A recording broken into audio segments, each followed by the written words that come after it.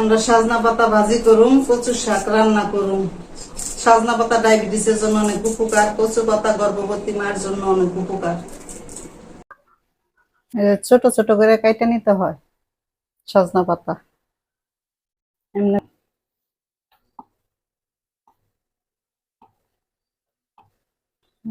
কুচি কুচি করে কাইটে নিতে হয়।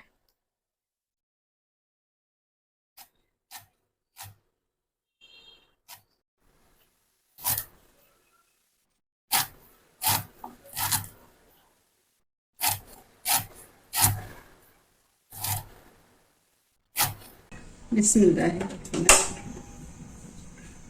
বিসমিল্লাহির রহমানির রহিম। বিসমিল্লাহির রহমানির রহিম।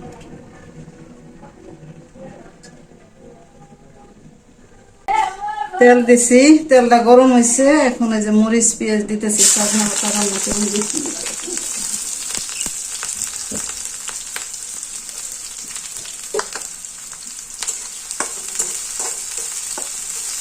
পেঁয়াজটা ভাজা ভাজা হতে হবে। সাজনা পাতা ডায়াবেটিসের জন্য অনেক উপকার। কুচি কুচি করে কেটে নেওয়া হয়েছে।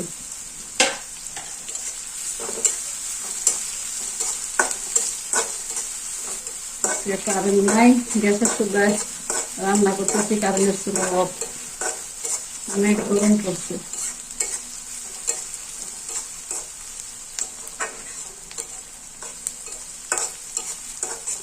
নতুন লবণ দিলাম, এখানে সাজনা পাতা, পেঁয়াজটা বাদামি কালার হয়ে গেছে, এখানে সাজনা পাতাটা দিয়ে দিব। বিসমিল্লাহ। তারপরে একটু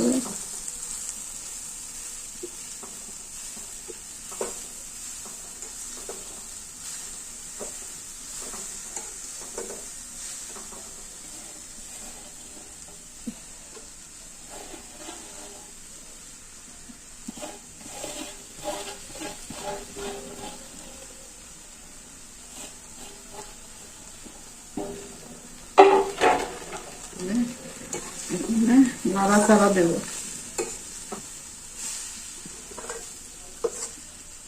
গরম যে পড়ছে,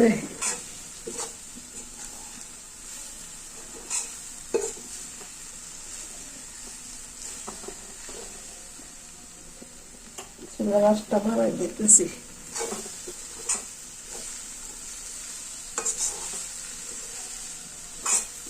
সাজনা পাতাটা হয়ে গেছে, এটা বেশিক্ষণ ই করতে হয় না, রাখতে হয় না, রাখতে হয় না।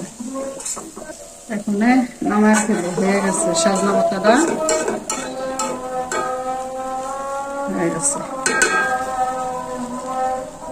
বিসমিল্লাহির রহমানির রহিম। এখন রান্না করব কচু শাক।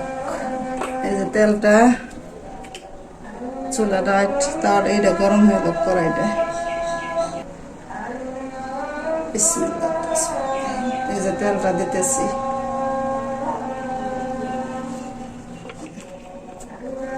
তেলটা গরম হোক। রসুনটা বেশি দিতে হয়, কচু শাকের মধ্যে রসুনটা বেশি দিতে হয়। শুকনো মরিচ কোনো কিছু দিব না, কাঁচা মরিচ দিয়ে এই কচু শাকটা রান্না করব।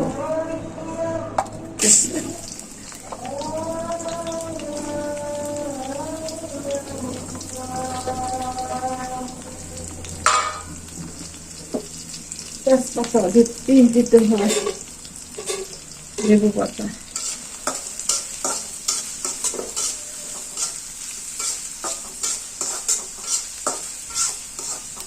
পেঁয়াজটা ভাজা হয়ে গেছে গা, পরিমাণ মতন লবণ দিয়ে দেবো। কচু শাকের মধ্যে তো পানি দিতে হয় না, এর জন্য লবণটা পরিমাণ মতন দিয়ে দিলাম। একটু নাড়াচাড়া দিব, দিয়ে এখানে কচু শাকটা দিয়ে দেবো।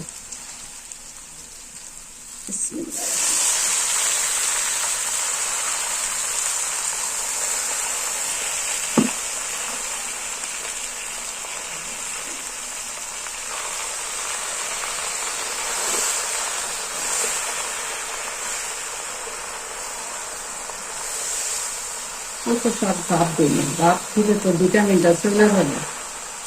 এর জন্য কচু শাকটা পানিতে সিদ্ধ করা হবে। এটা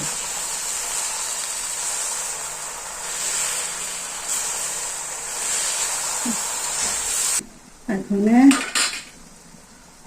এই কচু শাকটা একটুই হয়েছে, এখন একটু ঢাইকে দিব। এখানে ঢাকনাটা উঠাতে হবে।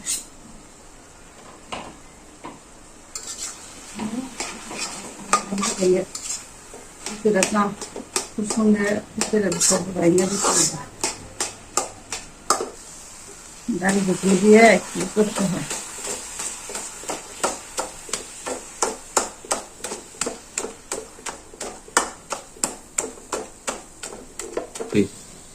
আমাদের কচু পাতা হয়ে গেছে, সবুজ কালার হয়েছে।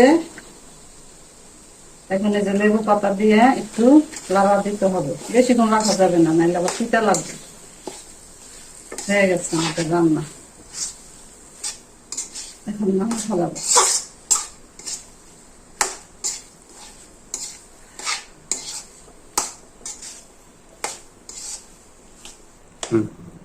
আমাদের কচু পাতা হয়ে গেছে রান্না।